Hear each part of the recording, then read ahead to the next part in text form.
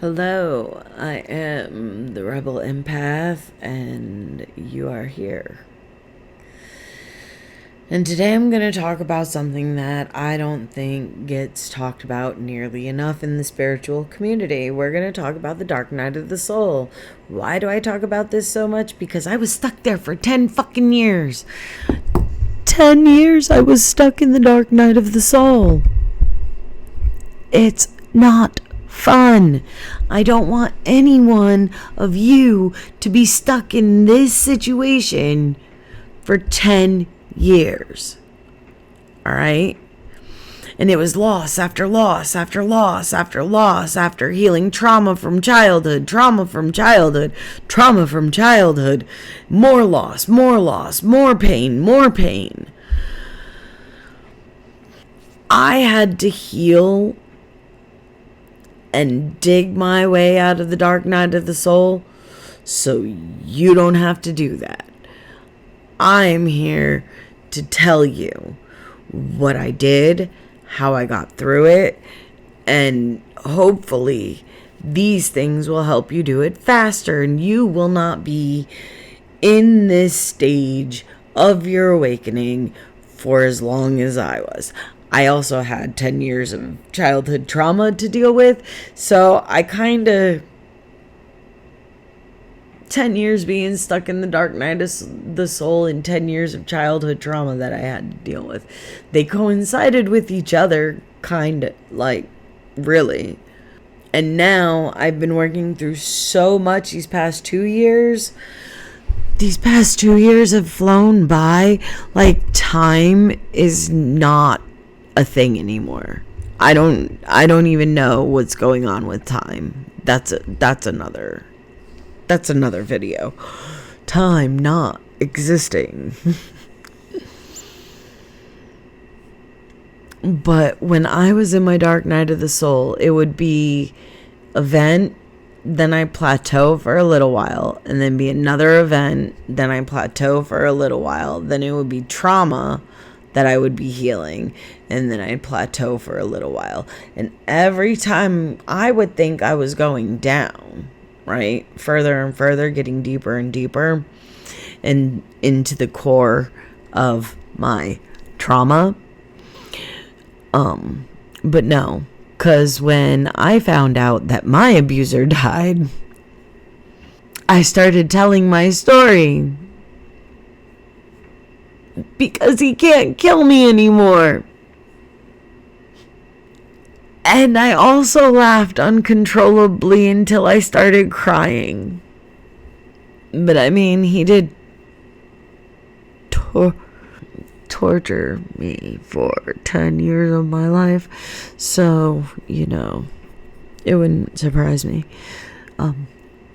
Psychological responses and all.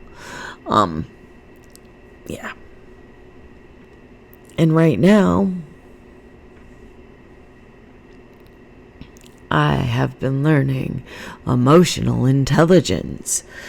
This learning stuff, I'm over it. No, I'm not. But I am going to start teaching y'all the stuff that I have been learning throughout my lifetime. Because I don't feel like it's a good idea to gatekeep some of this knowledge. And some of it's really good knowledge. Like, listen to this. You want to know what would bring me out of the dark night of the soul? Because there would be dips up, too. And what would bring me up and out was knowing that I was healing for my children, knowing that I was stopping the cycle of trauma and abuse for them.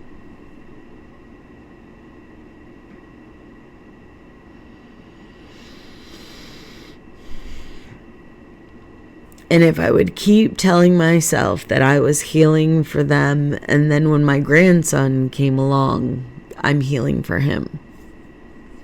And if I keep telling myself that I'm doing it for them, because I am. But I'm doing it more for me. See, I didn't start healing for my children. I started healing because I needed to. I started healing because the way I thought about myself, it wasn't true. And when you go through the dark night of the soul, everything you feel about the world, that you think, that you say, it starts manifesting almost instantly sometimes.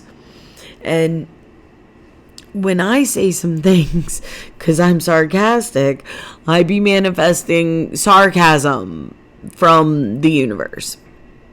So I have had to go through the loss of my person for 15 years.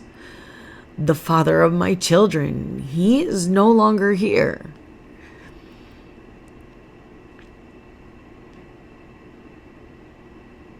And I have to deal with that. I also am a little lifted from some gas face. But don't mind the bright redness. Anyway, I've gone through the incredible loss of my person. And then once I lost him, it's kind of like certain events transpired and I ended up losing a lot of people, because when I heal, I retreat. And I go inside and I can't be around negative people. I can't be in negative spaces. I can't be around people that look at me like they pity me and hate me at the same time. I can't be around people like that when I am in my healing stages. And when I was in my dark night of the soul, I was healing because I needed to. And I always needed to heal. But the more that I healed, the deeper that I went into myself, into my trauma, into my pain. Instead of saying, let it go, and then it just come back and it would be 10 times worse. I feel it and I let it flow. And when you let it flow, it'll naturally go. Seriously.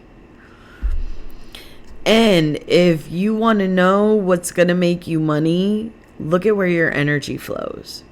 Look at what your talent is. Look at what your gift is. I have the gift of gab. I cannot help it. I do. I know. And when you get to your dark night of the soul, like when I lost my son's father 10 years ago, almost 11, but when I lost my son's father, I went into a deep, dark depression. And I was already depressed to begin with, but this was darker. This was scarier. This was life-altering. This depression was different. This depression was healing. It was soul shattering. It was earth breaking.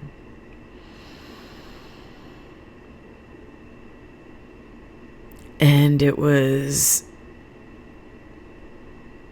transformative.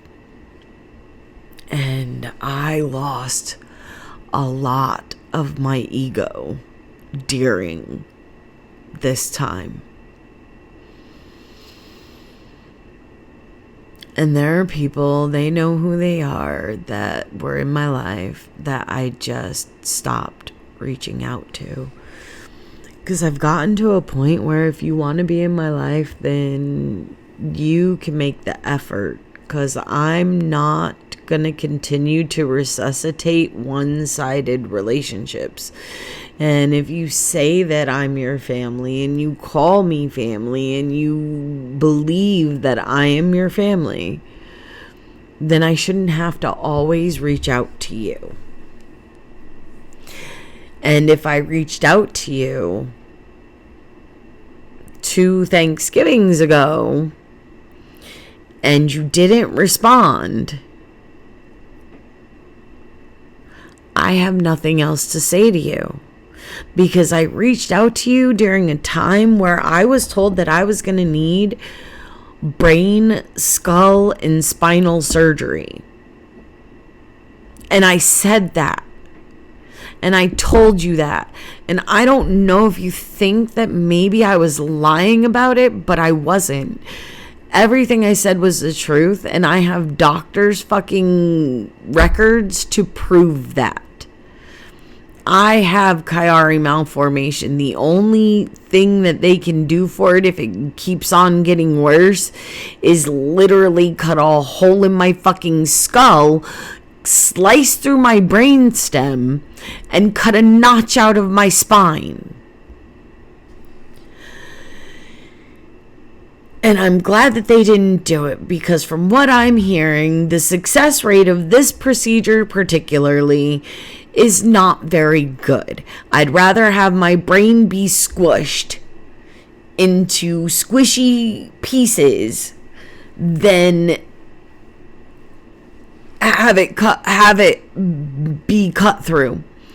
And on top of that, now I found out that I have a tiny brain vein, where the one on my left side is 40% smaller than the one on my right side. So, yeah. I started cutting people out of my life. And not like cutting them out, because I have no animosity towards these people. I have to love them unconditionally from a distance, because the way that they were treating me or are treating me is unfair. They could talk to me. They don't have to ostracize me and make me feel like I'm not wanted, but they choose to. I choose not to participate anymore. That's just how it works. Once you cease to be valuable to someone, they don't fucking care. They'll leave you out in the dirt. Dude, I'm surviving from nothing. And I'm managing. Trying to, at least. I'm not losing my shit anymore. My dark night of the soul is just ending. I told you it lasted for 10 years for me. It's just now closing out its final, hopefully its final cycle, because it's like the 13th cycle in the 10 years of me having a dark night of the soul. And then, okay, I'll be okay. And then another one hits, and I'm shoved into darkness again. But here's the thing. Each time I go into the darkness, I come out with more light. I come out with more healing. I come out with more strength. I come out with more discernment. I come out with a better perception on what people are. I come out of those dark times with better knowledge of myself. And that's what I want for you. I don't want your dark night of the soul to last for 10 years, but there are a lot of people going through dark nights of the soul right now due to economic turmoil, job scarcity, losing jobs.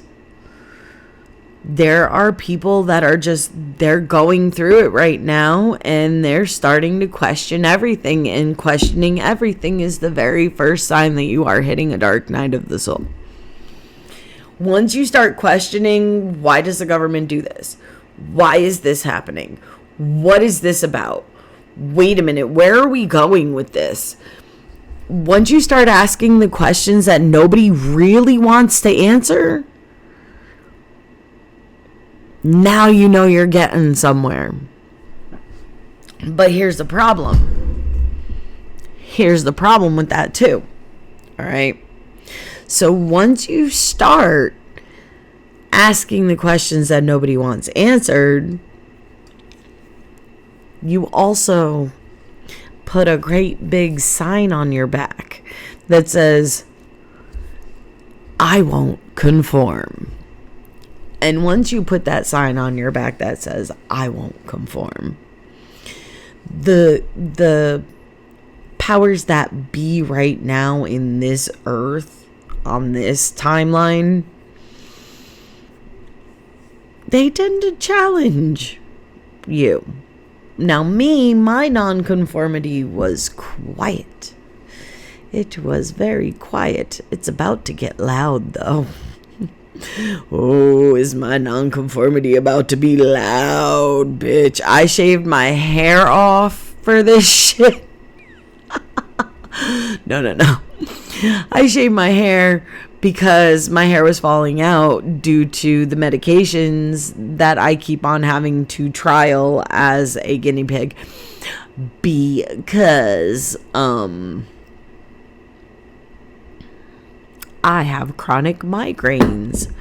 Could it be because of my brain leaking out of my skull? They say no. I say I think that's the problem, but they keep telling me that it's not. And I'm like, no, it's not that my brain is swelling and pushing itself out of my skull and into my spine. No, that's not at all making my head and my spine hurt. No, not at all. It's only 6.5 millimeters. It's fine. It's fine.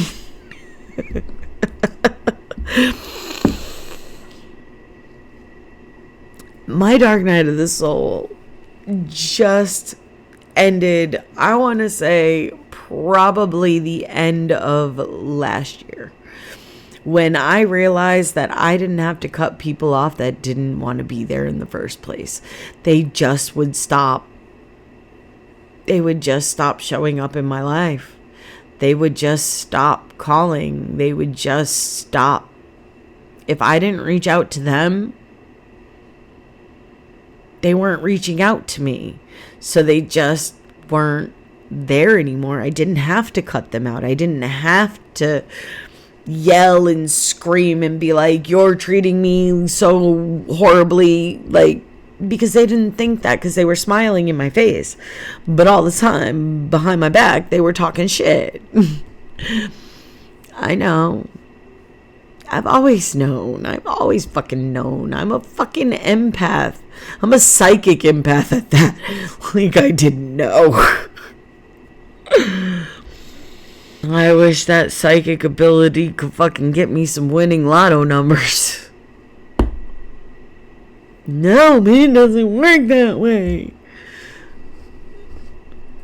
It doesn't. Seriously. It doesn't work that way.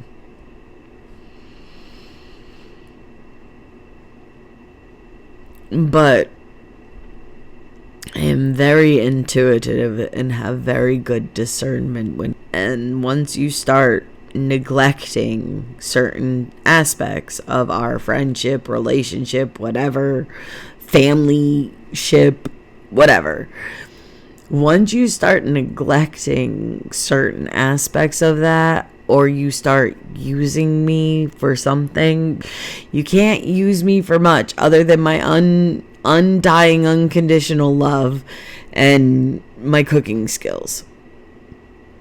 And maybe my time, my energy, my effort, those things you can use me for. People in my life, once I stopped, like I said, once I stopped reaching out to them, they just stopped showing up. It was really simple. Really was. And your circle gets really fucking small when you do this. Just stop reaching out to people and see who shows up. Right now I have my mom, my two sons, I see my grandson when I can. And his mom, my daughter-in-law, I don't have that many people in my life anymore. Oh, my bestie Melissa, and my other, well, we've always called each other wifey, so she knows who she is. But I don't have a big circle anymore because I stopped being the first one to reach out. I stopped resuscitating that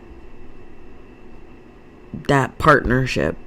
I stopped feeding it energy. And when I stopped, it's just stopped growing.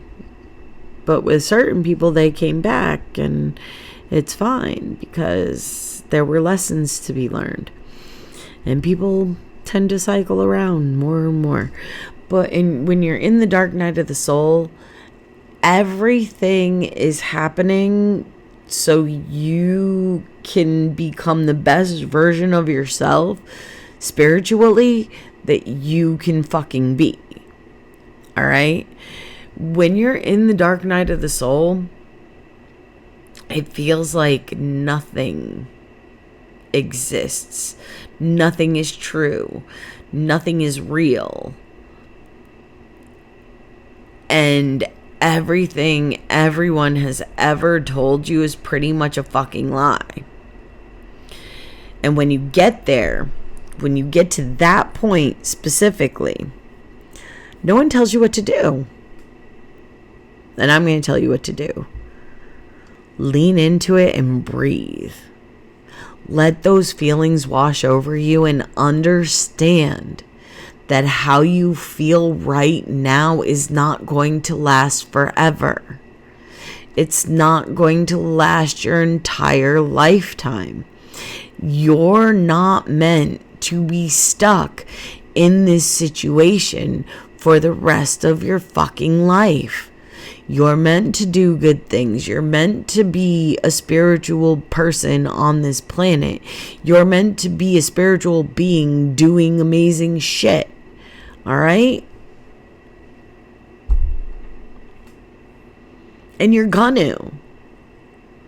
You just have to get through the dark night of the soul. And I'm telling you, the reason why I spend so much time talking about this is because, like I said, mine lasted for 10 years. My dark night of the soul lasted for 10 fucking years. And it started 2 years before my son's father passed away. So imagine the things that were happening 2 years prior to him passing away. If I said another dark night hit. Yeah. So we'll get into more stuff. I'll talk about this more in other videos. But right now, what you need to know in your heart, you are not fucking alone. You're not alone. You were never alone. I know exactly what you're going through. 110%. I probably know more about what you're going through than most people, because I've seen many, many fucking forms of trauma and pain and hate and negative actions, and yeah. So take that with you. That someone knows your pain and shares your pain.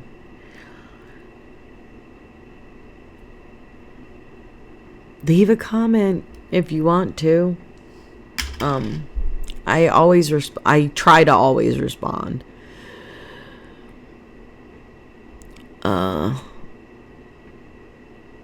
But you're gonna have this kind of plateau, and then you'll go deeper, then you'll plateau, then you'll go deeper. And that might happen multiple times. You may even have it go like this, and then you'll go down, and then you'll plateau, and then you'll go down, and then you'll go up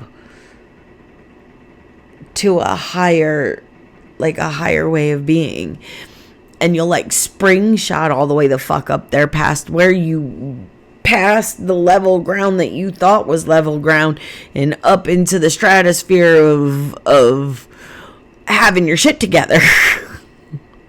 Like, you went from being a chaotic mess to having your shit together. Just saying. Put it out there in the universe. Right now, with the way the world is, a lot of people are entering a dark night of the soul. And to those people, you are not alone. And I'm going to try my best to make more videos like this. What really got me through a lot of the gut-wrenching emotions was literally breathing.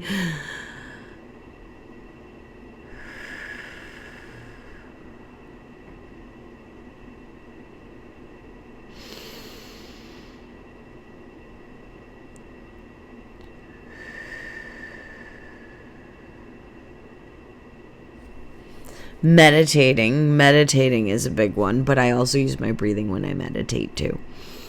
So breathing through the emotion, feel it, flow with it, let it move through you. If you want to cry, if you want to rage out, just rage out in your bed or your couch, not on a person. All right? Or like other people's property. Don't rage out on other people's property or another person. All right? Unless you have explicit permission from that person to do that thing, don't do it. All right? Even raging out needs consent.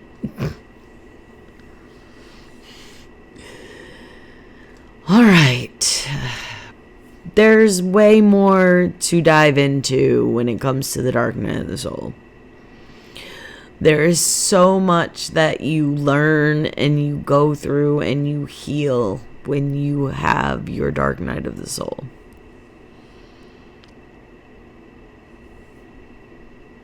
It's a beautiful thing.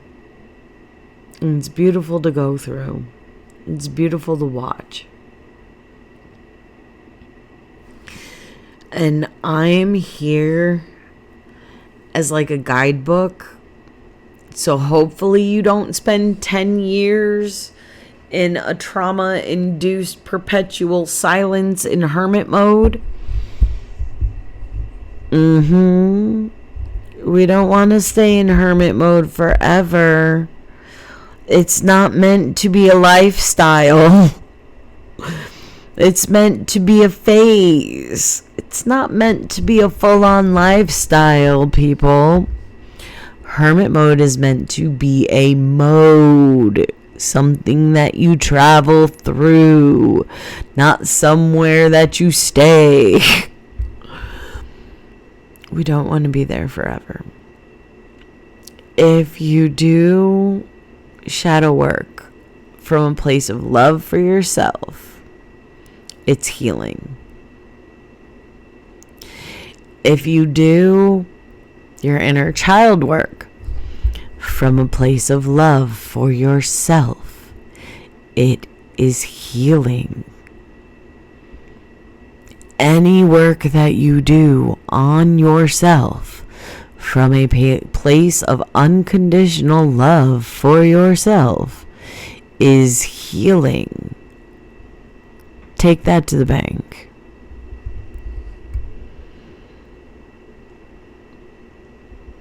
And you don't heal all at once. Also, healing is not linear. Just like my conversations tend to not be linear. Shit. When my abuser died, I started talking about the abuse because he was no longer here to threaten me and my life. Yeah, that's a big revelation.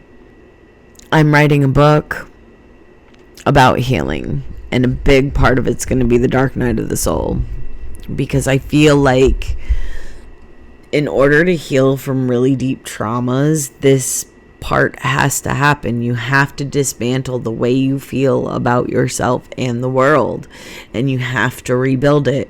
And the rebuild part, the rebirth part, the new you that's coming from this, they're going to be amazing. And they're going to go far. And they're going to do amazing things. And it's because of you. It's because of you. You are going to go far. You are going to do amazing things. You started to love yourself unconditionally, and therefore you started to do amazing shit. There you go. Have a great day. We're going to probably make more videos on the spiritual awakening path. Just going to start with this one. If there's more that you would want to know about spiritual awakening, please leave comments below, and I will try to do my best to do a video on that issue. All right? I was in this section for 10 years. Yep. 10 years. Really? To be in one area of your spiritual awakening. Because it brings up the negative memories. So they gloss over it. They don't spend as much time as I feel is necessary on this specific topic. They gloss over it because they see it as negative. See, my spiritual awakening didn't come wrapped in bows and presents, and one day I was just magically awakened by the universe, God, whatever you want to call it.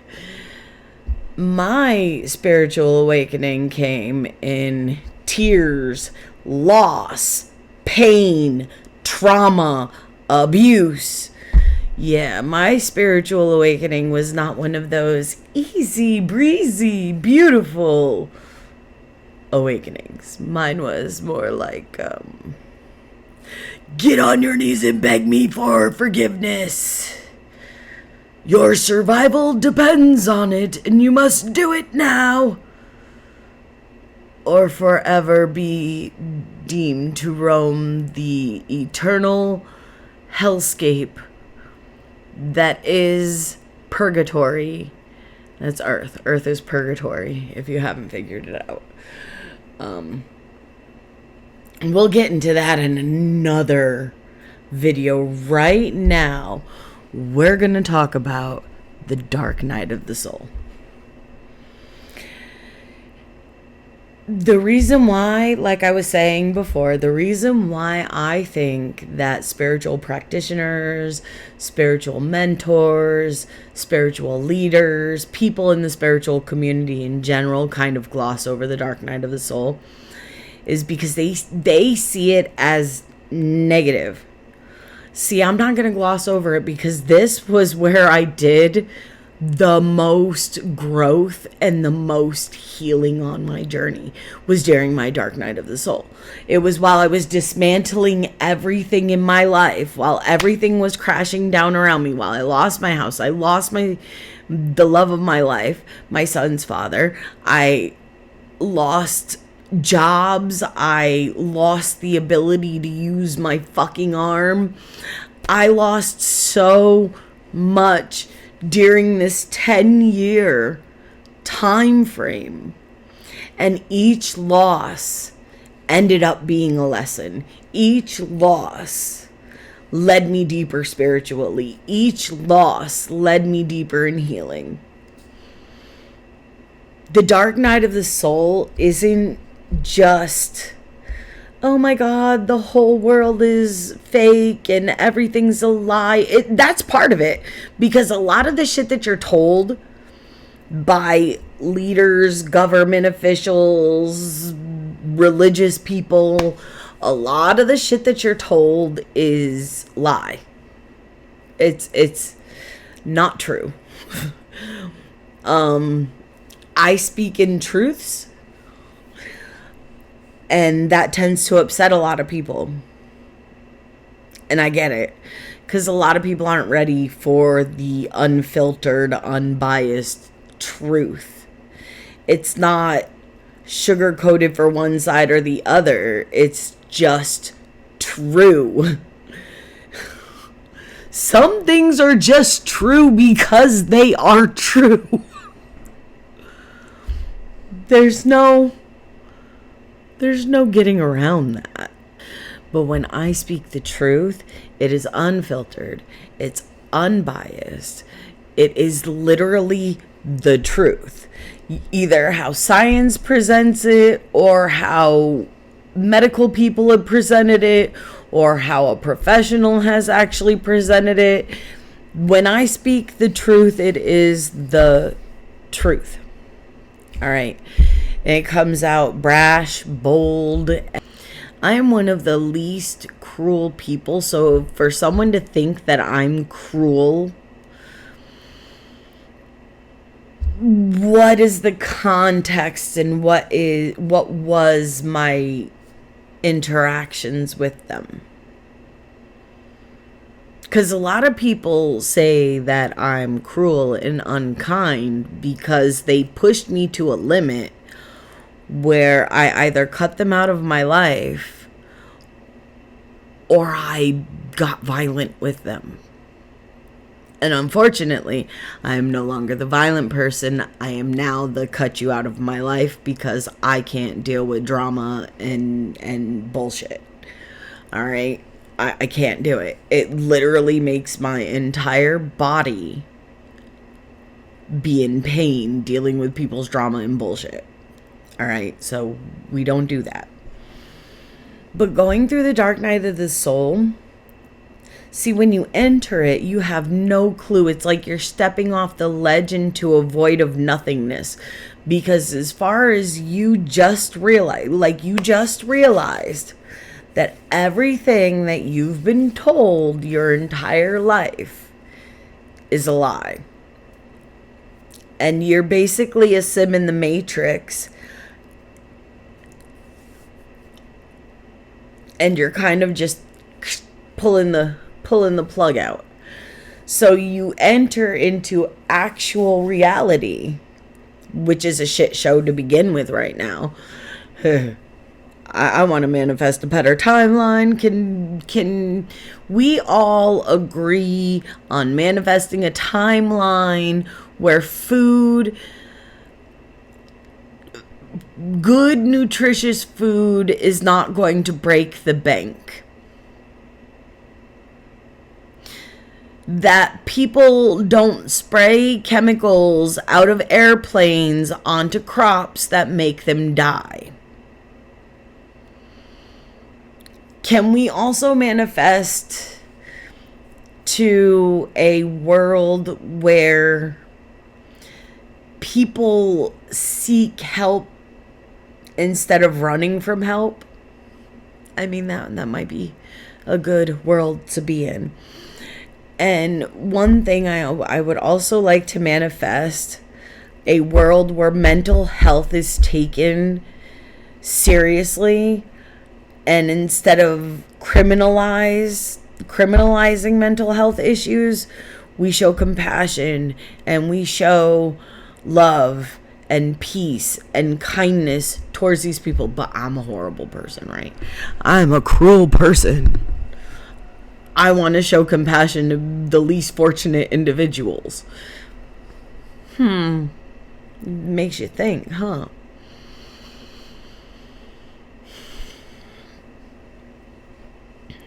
And on the journey, on our way,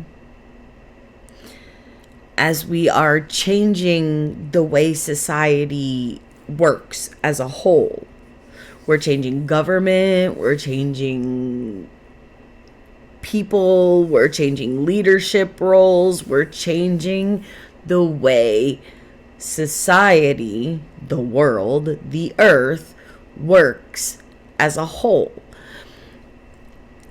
What we need to do is we need to start face-to-face communication, not FaceTime communication.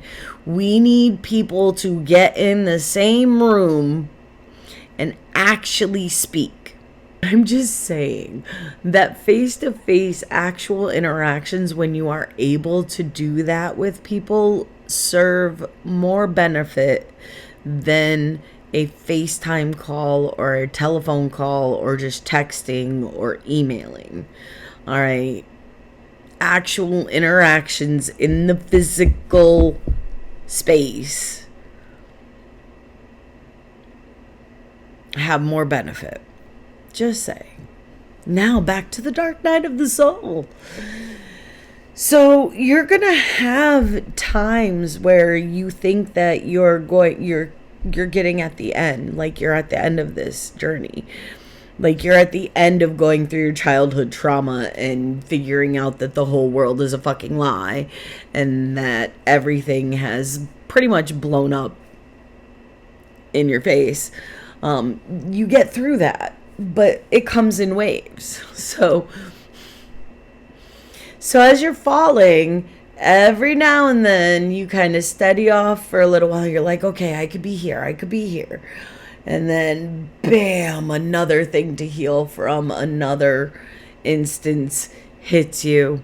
Another trauma that you had occur in your life happens.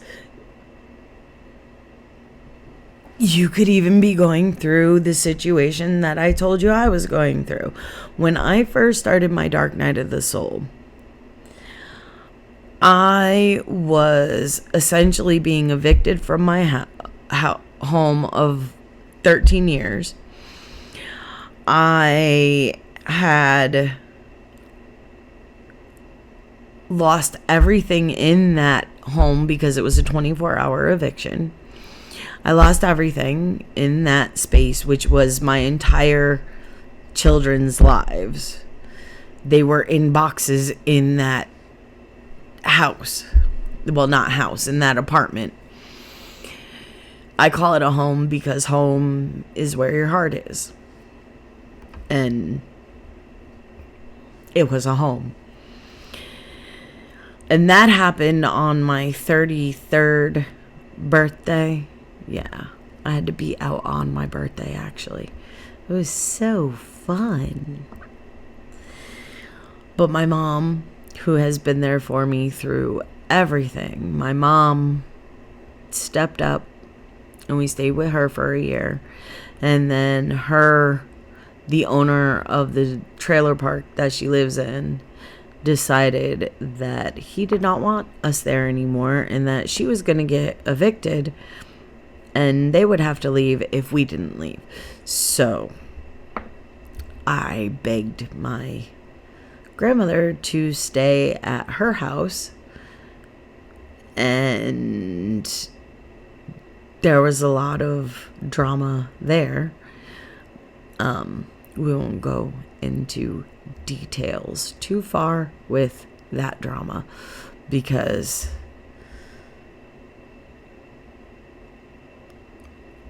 some people can deny it. It's okay. We both know the truth. And the truth is the things that I have said actually happened. And the fact that you're trying to get people to not believe me, that's just funny to me.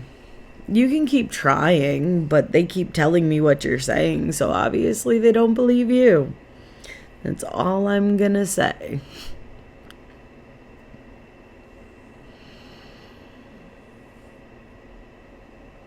And right now, the way the world is going, I feel a mass shift into dark night, the dark night of the soul for a lot of souls. And this is where you confront your fears. The dark night of the soul doesn't have to be scary.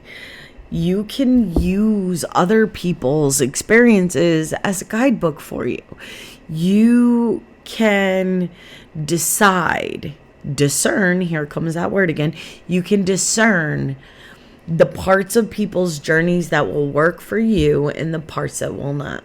For me, meditation, breathing, and just taking a second to just center myself and be in my space and be in my body works wonders for me when I start to spiral. But for you, it might take more. I don't know. And for me, throughout the whole time, the whole 10 years, I've been excavating. So when you're excavating your wounds, your trauma, you're trying to heal. Because my dark night of the soul really started with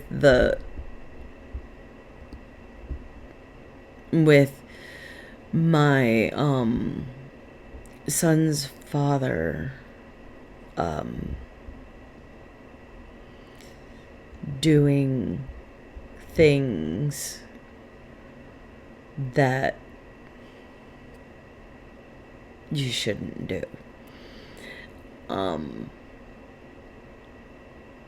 He didn't pay the rent, which is why I got evicted. He went out and he bought drogas with the money, which is something that he neglected to tell all the people that gave him money. He tried to blame me. Yeah. He was more focused on doing things that he shouldn't have been than helping take care of his two boys. And I fell in a very deep, dark pit of depression, and I went on medication for psychiatric reasons. That made things 10 times worse. I didn't do any healing. I just did avoiding. That was avoiding. Because what the medication did that they gave me was literally like numbed me out to the point where I had no emotions and no feelings. And in that phase of it, while I was being numbed out emotionally, I was kind of checked out. But when I was able to, I was healing on my own. My therapist did not help me at this time. And I had a therapist at the time for like 3 years. A year before my son's father passed away, and a year after he passed away, because he ended up passing away. And the official statement is heart attack. But I know the truth. And I'm not going to go and say the truth on here anymore, because everyone gets pissed off at me when I say the fucking truth when it comes to this situation. But you, the people that keep getting mad at me, but you're watching my videos, you know the truth. And I know the truth.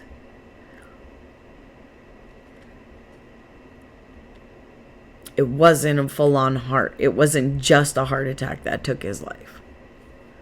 All right? You know the truth. I've said it multiple times. And I'm not going to say it again on this video, because I'm sick and tired of y'all getting mad at me because I tell the truth. Which, whatever. Get mad. I'm done. Be mad. Hold on one second. And so, my dark night of the soul really kicked in when my son's father passed away. because I was the only one here with my 2 kids, able to take care of them. Almost all of the people that said that they were family, yeah, there wasn't much help. Because once you get to a certain spot, now mind you, I also can't work. And when I do work, it's for short amounts of time. I have chronic pain. And I end up pulling out joints while I'm working. And or I go into anaphylactic shock. But regardless, I can't work.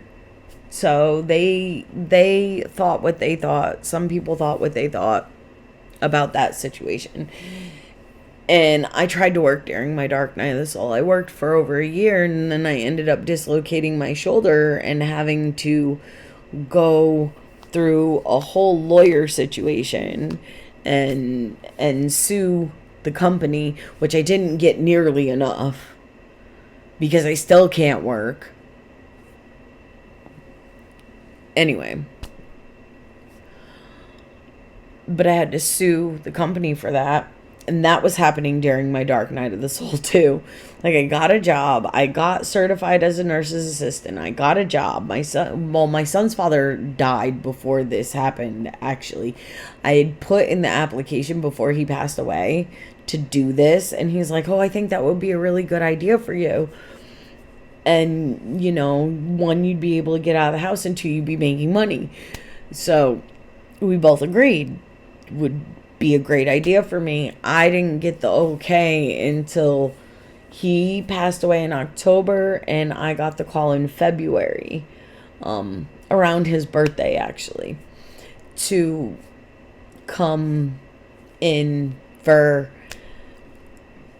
a meeting and to take a test to make sure that I could achieve the level that was needed of education in the short amount of time that they have for the course. I passed, and I became a certified nurse's assistant, and I worked in a nursing home, and I basically held people's hands while they were passing away. No big deal. I did this after he passed away, because he passed away in October. I got my job. Well, I went through the classes in February. I got my job the next October. So it took a year from him passing away for me to get my CNA job at the nursing home that I had to sue. And I worked there for over a year, maybe a year and a half, whatever. I loved my job there because I loved taking care of the residents. It was great. And I was also healing. So at that time, I was hitting a plateau. And I thought things were starting to get better because I was getting money. I was like, but then the universe comes along, gives me a non-ambulatory patient, and has my resident charge nurse drop said patient on me for 5 seconds, full weight of a 200 and plus pound, 6 foot tall man that cannot walk or hold himself up, was put directly on me. This arm popped out. This one was saved because my nurse saw what was happening, and she braced this arm for me with hers, and she just went through rotator cuff surgery. She was trying to avoid me from having that happen, but she heard and saw my arm just drop to the side. Yeah. And then I had to go to the doctors. They claimed, the place that I worked had claimed, he tried to, that he didn't know how hurt I was or how I got hurt or anything like that. And I'm like, oh really? He didn't know? And so I had my nurse from my section, who was there during the whole thing, she ended up testifying to the charge nurse what had happened. And the DNS, she went straight to the DNS and told her, no. Stacy didn't do shit. She tried to do the right thing. He kept yelling at her. This is what happened. And it tried to explain it. And more than one person went to the DNS, was called to the DNS about the situation. I was put on very, very light duty, so I was just shredding papers. I was shredding documents the whole time. I was shredding documents, which is fine. But they could only have me do that for like 3 months, and my arm wasn't getting any better. And I had to keep it in a sling, and they weren't sending me for x-rays and stuff that I needed to go for to find out what was actually wrong and why I couldn't lift my arm past my shoulder without screaming in pain. But they didn't want to do that until they got sued. Yep. Once they got sued, it was all good, you know. And they started paying for shit.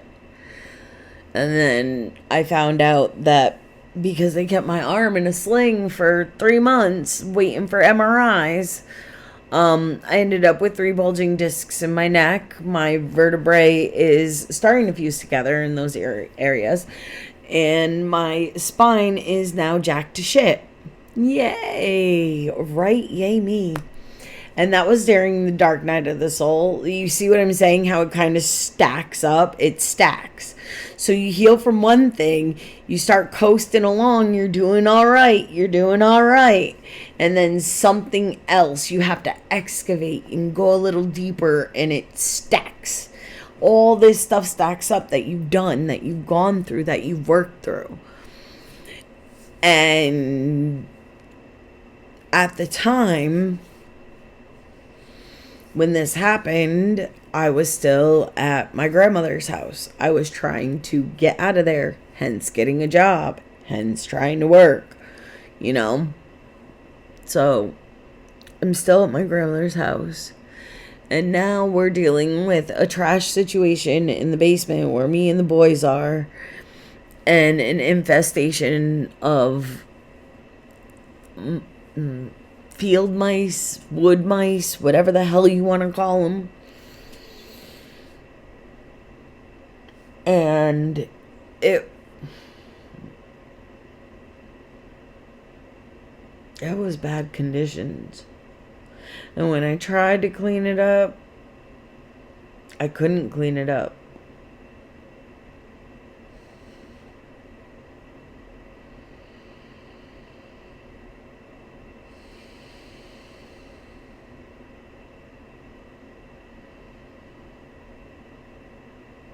So I had to live like that until I got here. And now I try to keep things as clean as possible within my realm of being able to do things for that day. Because with everything, it's stacked, and now I've got a shit ton of health issues because I keep going to the doctors about certain things. And now I have Chiari malformation. My brain swells and my brain tonsils are being pushed out of my brain, and my brainstem is being squished. Sometimes I forget how to swallow, sometimes I forget how to breathe. I now need a machine to breathe at night. They said severe sleep apnea, but I stopped breathing over 78 times an hour without the machine. Trying to use this machine, and I'm trying.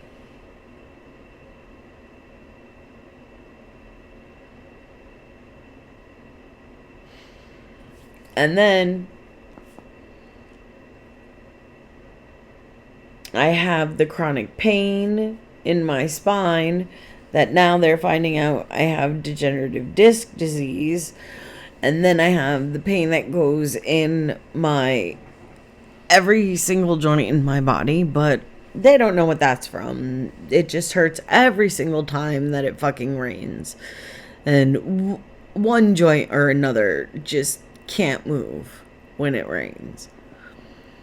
I end up being bedridden every time the fucking weather changes. If it snows, it's even worse. And I love the snow. Like, I love the snow. Anyway. But, that being said,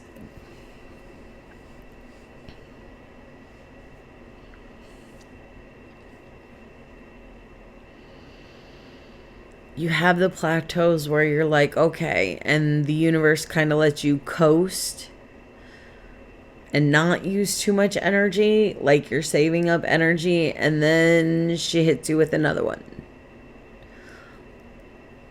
Like, and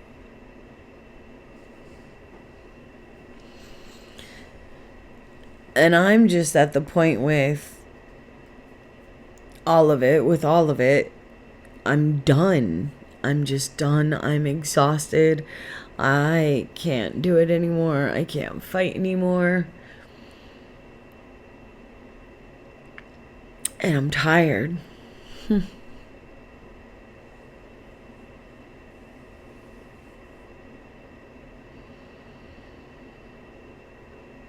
And I say this with all honesty.